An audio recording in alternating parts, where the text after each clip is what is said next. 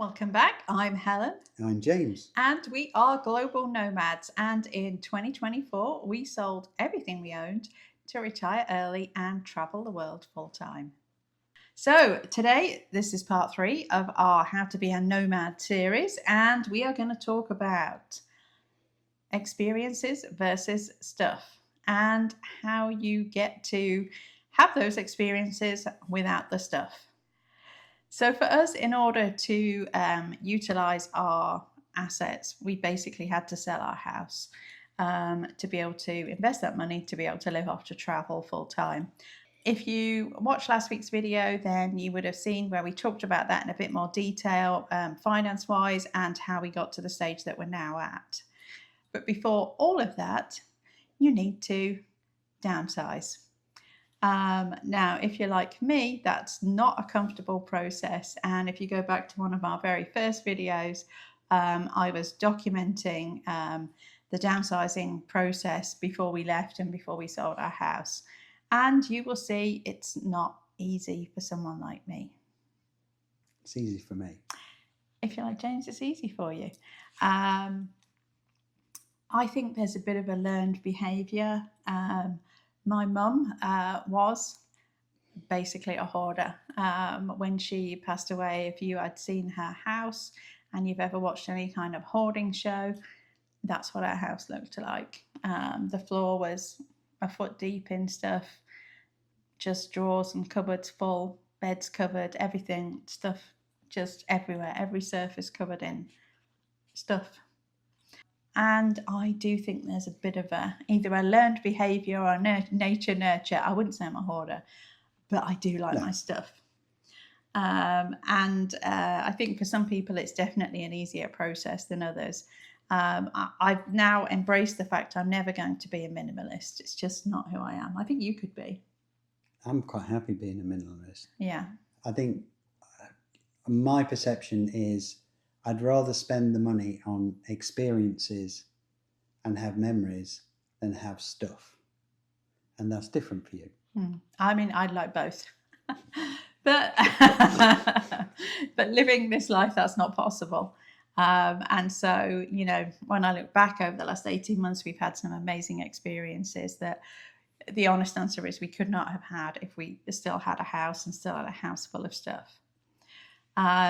I guess the kind of semi-compromise in this was we did keep a storage unit, although we sold about 80-90% of our belongings. That most of the things that are in that storage unit are photos, mementos, kind of sentimental things that are a sentimental value. That you were never thrown away. Yeah, like we kept our dog ashes, you know, things like that. You're never going to throw those away. So everything else, though, we pretty much did sell. Yeah. Gave away, donated, whatever.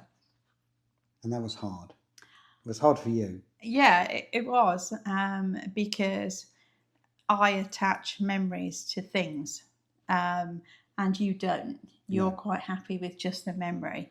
But for me, looking at an item brings back the memory of where I got that, what the story to it was.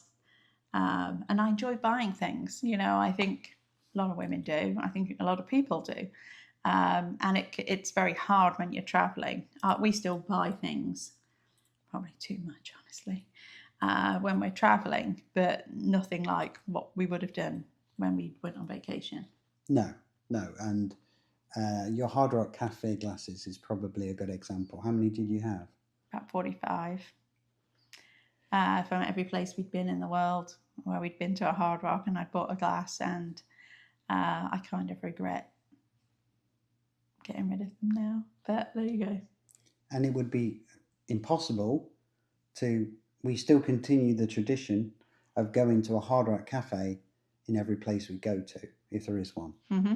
There's no way we could buy a Hard Rock hurricane glass. It was bad enough we'd just get one when we were on a vacation. Across Southeast Asia, we'd probably have like 10. And that's just not doable. No. So we've compromised and we now buy pins with Hard Rock Cafe. Mm-hmm. So that's kind of downsizing. Mm-hmm. and we still have the memory that we go to the Hard Rock Cafe, and we do have this perception that we'll have pins all over perhaps a big world map when one day we do have a house again, because I think we've both decided that we will have a house one day. Yeah, I agree. Is it still difficult to walk around and be like, oh, look at this memento, look at that memento? Yeah, I find that really difficult. But as we've talked about, we've had incredible experiences, and experiences that we could not have had if we were still as kind of a slave to the system with a house, a mortgage, insurance, a car, property taxes, all of that stuff. And really, ultimately, what will you have left in your old age, if you can still remember it, is the memories, not necessarily the stuff. I know lots of people talk about this, the sort of downsizing process, that is difficult, but I know a lot of people find it very freeing. They talk about that they feel, a great weight's been lifted off them to be free of all this stuff. I did not feel like that. I did. There is a little bit. I like being free of a house. Yes. And the responsibilities that brings, and the maintenance, and and all of that, and not having to be like, what should we do this weekend? Oh, we're going to pressure wash, we're going to cut the lawn, we're going to garden, there's always a million jobs to do when you've got a house. So I enjoy that, but I do miss having things, and and being able to buy souvenirs. As part of this process, we've learned some lessons, and one of them was that we did actually, when we were in Southeast Asia for 6 months, collect some souvenirs. And elephants. I'm a big elephant wooden fan. elephant, pottery elephant, jade elephant, elephant art bag, elephant hat, whatever anything with an elephant, and it came back in a case with elephants on. So we thought that what the most sensible thing to do, we had accumulated this, plus we had some first class amenity kits when we flew Emirates. We throw them all into a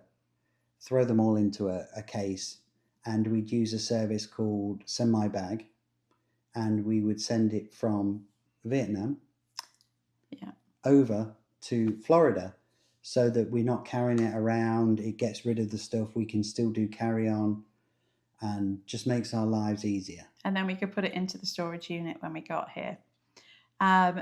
Now, in fairness, prior to that, we hadn't really accumulated much stuff, or souvenirs. All we'd been collecting was pins. This was really only because I'm a huge elephant fan and I wanted some elephant mementos. And we did some amazing elephant experiences. And when we do have a house one day, we're going to be able to look back at all of these and remember some of the elephant experiences that we've done. Yeah, so it's not like it's an ongoing plan to keep accumulating souvenirs, and we hadn't really done it before the elephant thing. So, but lessons were learned. Yes. So, unfortunately, we sent the bag back, and we effectively, because we have an address, even though it's not our address, in Florida and social security number, we thought it would be a pretty easy process. Boy, were we wrong. Yeah, it all turned into a little bit of a nightmare. We did put a few clothes and things in there as well, that it was only the next size up, a little bit bigger than a carry-on case. It wasn't like it was a massive full-size check case or anything. But we put a few extra things in there thinking, it'll be a bit less to carry for the last few weeks before we got back to Florida. And long story short, it got held up in customs. And at one point, they were actually threatening to send it back to Vietnam. Part of this was DHL's fault, because they had collected the case from a hotel. They thought that it was a business that was sending it, even though everything was in our name. And so it got logged when it arrived in the country as an import from a business, which of course it wasn't. I'm importing a few souvenirs, which I'd be allowed to bring in duty and tax-free anyway. I think it's less than $800 worth or something like that. You know, and like, you know, a couple of pairs of shoes I bought on Amazon like 4 years ago, and a shirt, and you know, it was stuff that we'd owned for a long time. A blood pressure monitor, that really threw you. Oh, yeah. So I have issues with my blood pressure, and I was told to monitor it for a bit. So it was like a $25 personal blood pressure monitor. Well, they considered that we were importing a medical device, and they wanted registration numbers for it, and it was a whole process. It was from us sending it and thinking it would be here by the time we got back. It took about 5 weeks in the end to get from Vietnam. We finally, after lots of to-ing and fro-ing and lots of form filling in multiple times, you being on the phone to DHL for hours on end, they finally released it from customs, and it was delivered. So we did get it, but honestly, it's not worth the hassle. Like, I wouldn't do it again. No, we've learnt our lesson. Yeah. I think the cost with Sendmybag was about $227 to ship it. Probably the stuff in there wasn't worth $227. If you added it all up, maybe something close. And we could have just checked it, and we hummed and hawed, and we're like, oh, you know, we'll just keep our life simple and we'll just send it back, then we won't have to carry it.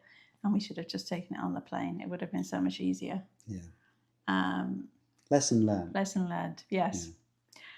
So, like I said, we don't plan to keep accumulating things, but there's ultimately a definite value to experiences over stuff, junk, whatever you want to call it. Even I will admit, when we went through and we were downsizing, I was like, why have I got this? And it isn't until you embark on something like this that it really forces you. We're not just talking, a bit of a spring clean, bit of a declutter, that you literally go through everything you own. And you're like, why on earth have I got this? You were just as guilty as me with some stuff.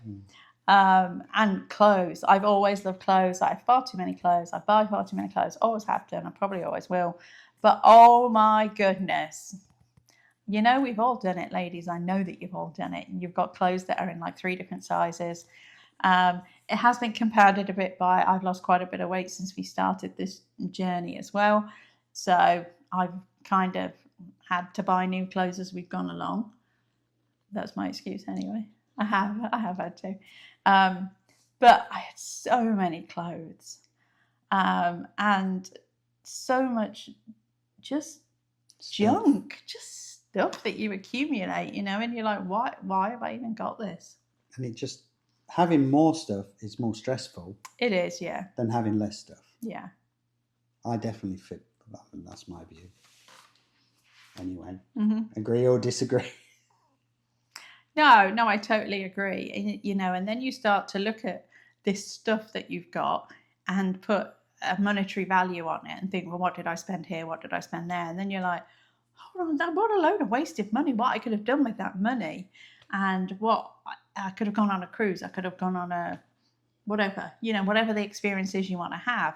And so certainly for like the last probably 8-10 months before we left, aside from things to travel, we literally didn't buy anything.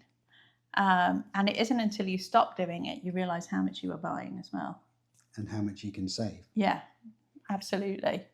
That you're just not buying, I don't even know what stuff. Just things for the house, things you go into Ross and you buy things that you think you're going to use one day, and then find it and go, I never used that. We've all done it. Souvenirs. Like, when I say souvenirs, I'm talking about we went to... You're going to say the Rockettes, aren't you? No, I'm going to say I did cut Church Street. Oh, yeah. The glass from Church Street Station in which is like a tourist bar in Orlando, which I got in 1996, the first time we ever came to Florida, and I still had it. and it wasn't on display. It was just in a box in a cupboard. It was just in a box in a cupboard. I mean, it's like Why? it brought back no memories. Why have I even got it still? So this lifestyle definitely teaches you to embrace experiences over stuff. So there is a name for this process, and it's called Swedish Death Cleaning, which again we picked up from another YouTube couple when we were doing our preparations to embark on this great big journey. So the whole point of Swedish Death Cleaning is, if you've got an item that perhaps you want to pass to a relative, or you want to leave to somebody, then give it to them. Whether it's jewelry or whether it's a photo or a memento, then provide that for them. But don't be the position where that after you have died, your relatives, whoever they are going to have to go through all of your stuff and sort it out. Don't inflict that on them. Helen's had to deal with that for her mum, and it's not a pleasant process, and you wouldn't want to give that to anyone else. So sort it all out now. If there's anything you want to get rid of it. If there's anything you want to give to somebody, give it, and then just keep the stuff that's really important to you. Don't burden your relatives with that job, especially if they're grieving after you've died or celebrating, depending on who you are, I suppose. As an example, I had James's mum's wedding rings. Yes. So your mum passed away when you were young. And James's dad gave the rings to me. He's the eldest. I guess that's why they got passed to me. Well, clearly we don't have kids, so we don't have anybody to pass them on to. James's brother does have kids, and so I gave, when we sorted everything out, I gave those rings to his brother's eldest daughter, only daughter, not eldest daughter. And so I felt like that was the right thing that should happen, that they stay in the family. And if anything should have happened to us and anybody had to go through all of our stuff, nobody would have known what the significance of those rings were. So why wait? So she already has those, and we pass them on to her.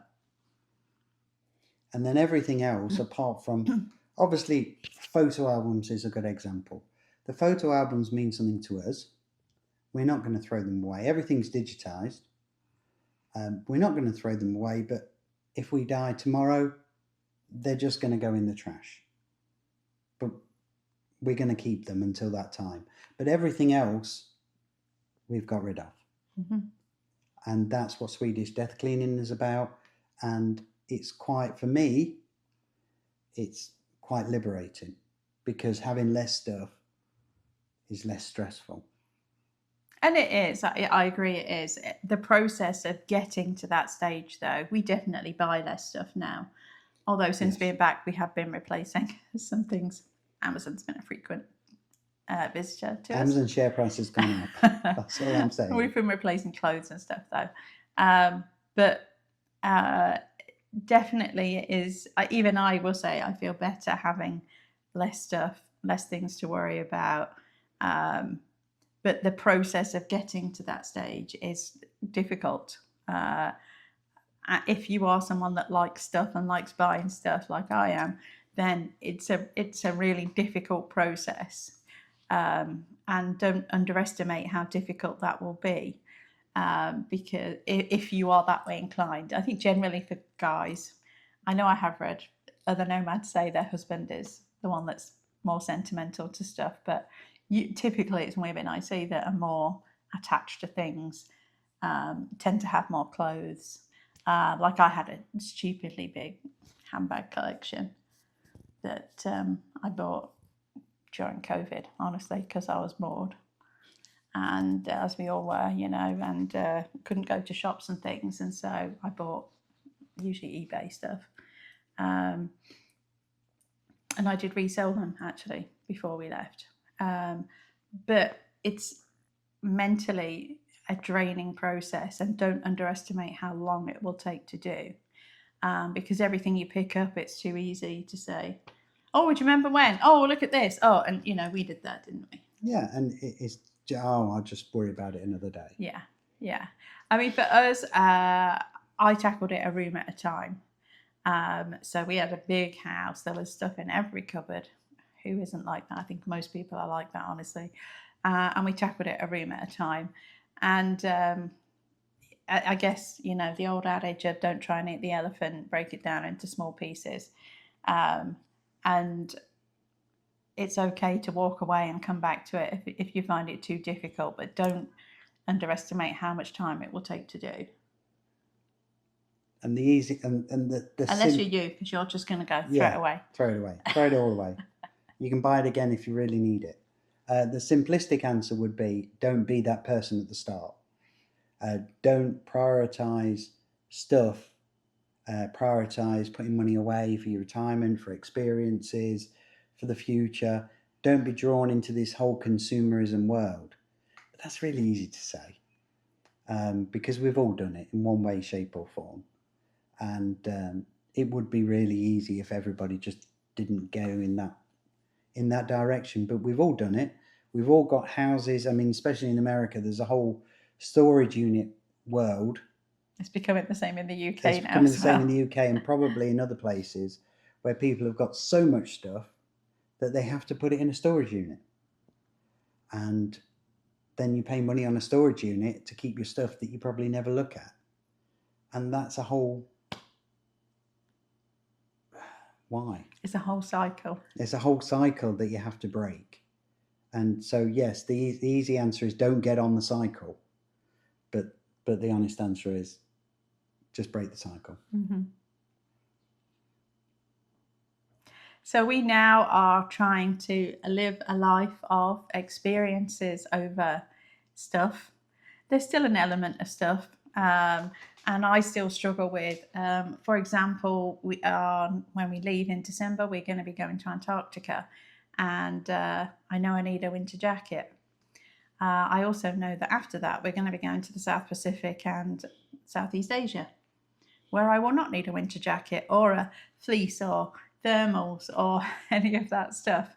And I'm going to use this stuff for a few weeks and then donate it, which I have a hard time getting rid of something that still has use. And that I know ultimately I'm probably, by the time we get back to the UK next year, I'm going to need a jacket again. So I'm going to have to buy another jacket.